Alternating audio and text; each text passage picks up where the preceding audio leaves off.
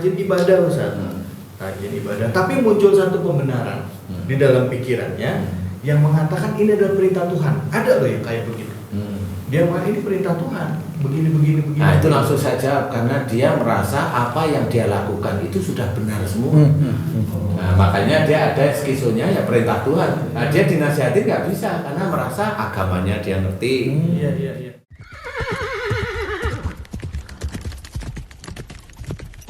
Assalamualaikum warahmatullahi wabarakatuh. Waalaikumsalam warahmatullahi wabarakatuh. Alhamdulillah, hari ini saya dapat kesempatan untuk jadi host pembawa acara di Ustadz Danu Official Channel YouTube. Nah, kita akan bahas banyak hal ya, tapi kali ini temanya akan kita persempit karena berhubungan dengan tema yang baru aja rame belakangan ini, yaitu tentang seorang ayah yang mendengar suara di telinganya, di kepalanya untuk membunuh anaknya. Saya nanya sama Ustaz, ini sebenarnya kenapa sih? Dan ini kejadian kalau kita lihat lagi di ini Ustaz, di internet ya, kita track back gitu, nggak sedikit orang-orang yang melakukan tindakan seperti itu. Pernah ada seorang ibu yang membunuh anak-anaknya bukan karena takut miskin, tapi karena ada bisikan. Jadi menganggap bahwa bisikan itu adalah bisikan Tuhan. Sama seperti kisah Nabi Ibrahim alaihissalam. Dan orang ini orang yang termasuk kalau menurut orang di sekitarnya orang yang ya artinya nggak jauh dari inilah, nggak jauh dari kegiatan ibadah lah, cukup rajin dalam beribadah. Kok bisa kejadian kayak gitu Ustaz? Nah ya udah kan, udah tahu. Nah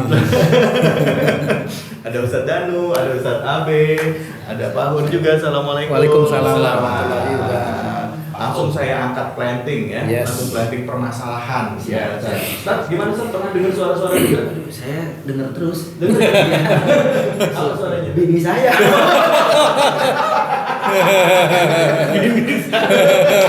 Awalnya udah jam 10 nggak pulang-pulang gitu. Teleponnya udah bukan telepon lagi. Apa tuh? Video call. Aduh jangan ngomong ini sampai juga nggak boleh, jangan tanya balik kita. Sama nggak? Sama.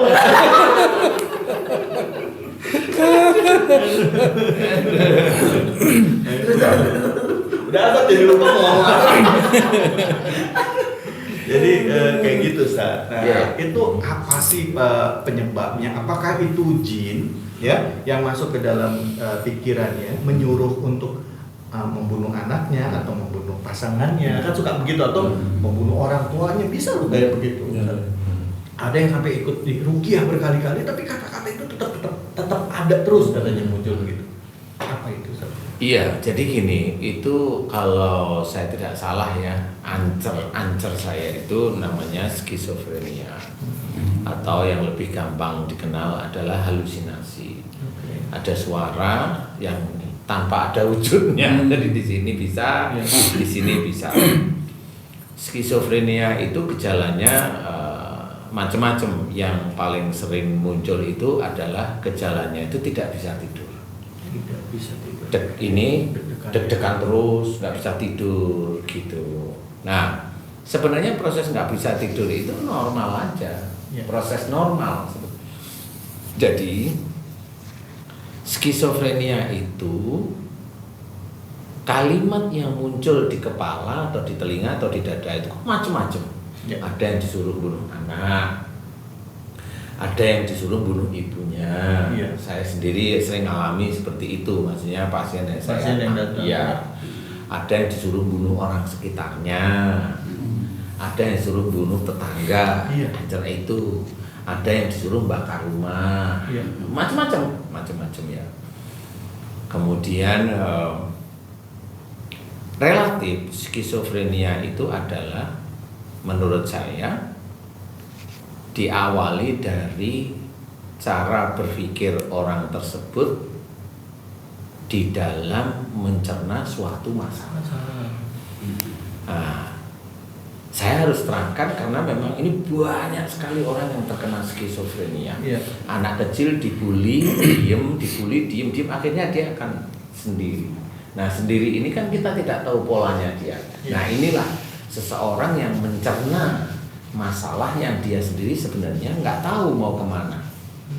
Kalau dia arahnya mau marah tapi diam, nah nanti marahnya kemana? Kalau anak ini dibully, terus dia diem sendiri, berpikir nggak ketemu solusinya, nggak bisa tidur, deg-degan, psikiater, dokter, psikolog atau apapun itu dicoba, pasti kasih obat penenangannya itu. Salah satu ya, jalan di dunia itu salah satu bukan menyelesaikan, salah satu pengobatan medis itu.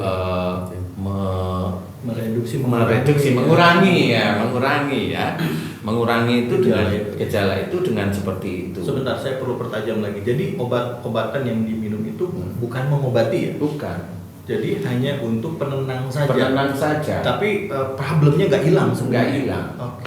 Ya, karena kasus yang seperti itu saya sering tangani. Kalau saya amati orang-orang yang pasien saya seperti itu, saya lihat ini minum obat dokter. Iya. Oke, saya coba ini. Kemudian kenapa itu bisa muncul suara? Kenapa dibilang halusinasi? Oke. Sebenarnya pada saat seseorang itu memikirkan sesuatu, load-nya itu kuat, besar, berat, sehingga biasanya orang mikir itu kan kadang-kadang hanya kalau siang kan dia melakukan pekerjaan, jadi jadi dia mikirnya nggak terlalu ke situ. Tapi kalau itu udah diletakin malam hari kan di rumah udah sendiri atau dia mau tidur nggak ngapa-ngapain, nah itu dipikirin tuh.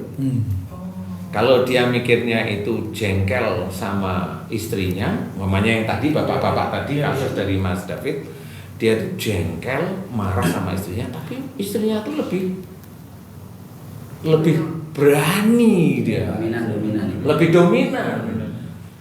Kali barangkali istrinya itu ya lebih dominan lah ya.